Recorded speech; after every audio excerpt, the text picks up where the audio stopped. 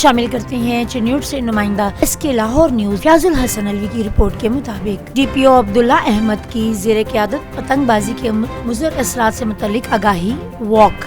مریم نواز کی ہدایت پر پتنگ بازی کی روک تھام کے لیے اقدامات جاری۔ ڈی پی او اور D S P traffic, D S P legal اور دیگر پولیس افسران کی شہریوں کو آگاہی۔ ہیومن ریسورس اور ڈرون کیمروں کی مدد سے پتنگ بازوں کو ٹریس کیا جا رہا ہے۔ پتنگ بازی پر زیرو ٹالرنس پالیسی کے تحت کاروائیاں جاری رکھی جائیں گی۔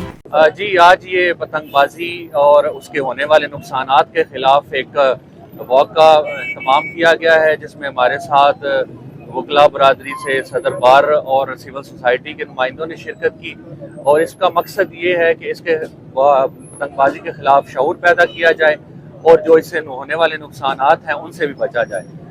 ہم اس کے پتنگ بیچنے والے، ڈور بیچنے والوں کے خلاف انسدادی کارروائی بھی کر رہے ہیں۔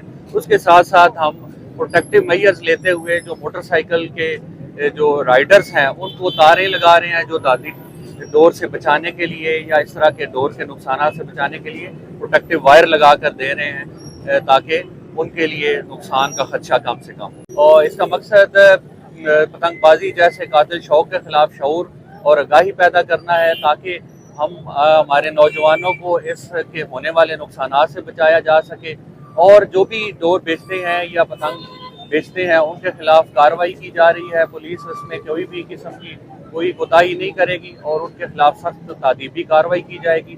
اور میں والدین کو یہ میسیج دینا چاہوں گا کہ پتنگ بازی اور اس کی وجہ سے ہونے والے نقصان کی وجہ سے اپنے بچوں کو اس قاتل شوق سے دور رکھیں۔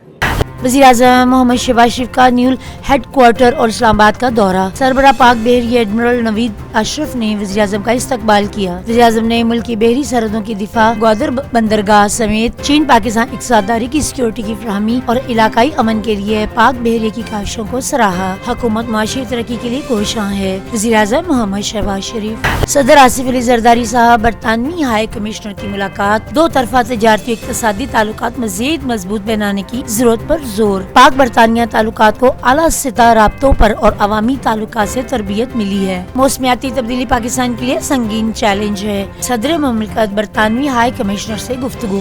وفاقی وزیر داخلہ محسن نقوی کی وزیر اعلیٰ خیبر پختونخوا علی امین گنڈا پور سے ملاقات۔ صوبے میں امن و امان و سیکورٹی کی صورتحال پر تبادلہ خیال۔ دہشت گردی کے ناسور کے مکمل خاتمے کی عزم کا اعادہ۔ دہشت گردوں کے خلاف انٹیلیجنس بیس آپریشن مزید تیز کرنے کا فیصلہ۔ ملک دشمن عناصر بزدلانہ کارروائیوں سے پاکستانی قوم کے عزم کو شکست نہیں دے سکتے: محسن نقوی۔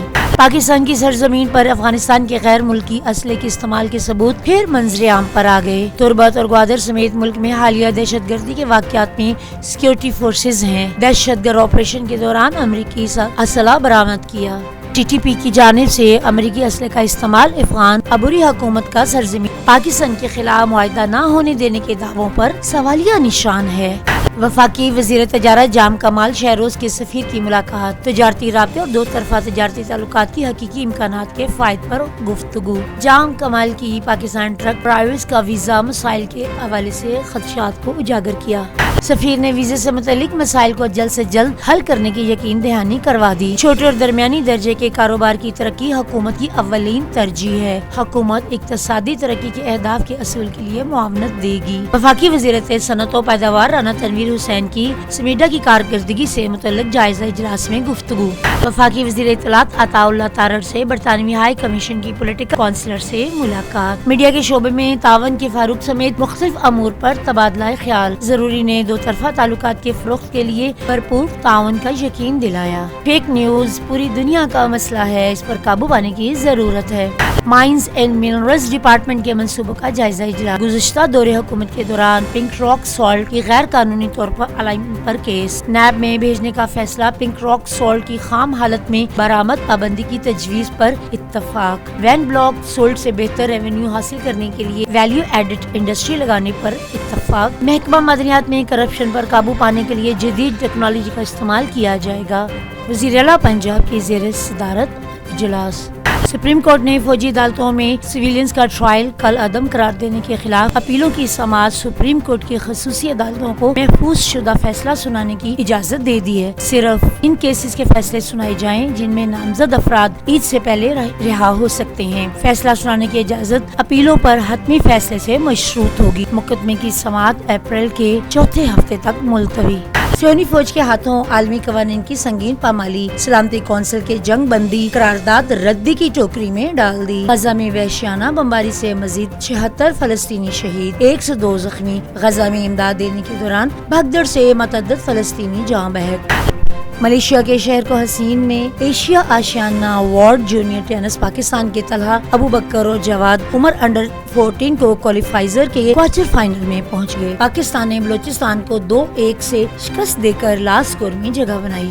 اور قومی T20 کرکٹ ٹیم کا کاکول میں تربیتی کیمپ پاکستانی آرمی کے تعاون سے مل کر قائم۔ کیمپ میں کرکٹر فزیکل ٹریننگ جاری۔ کھلاڑی تجربے کار ٹرینرز اور کوچز کی رہنمائی میں جامع پروگرام کے تحت ٹریننگ کر رہے ہیں۔ فٹنس کیمپ 8 اپریل تک جاری رہیں گے۔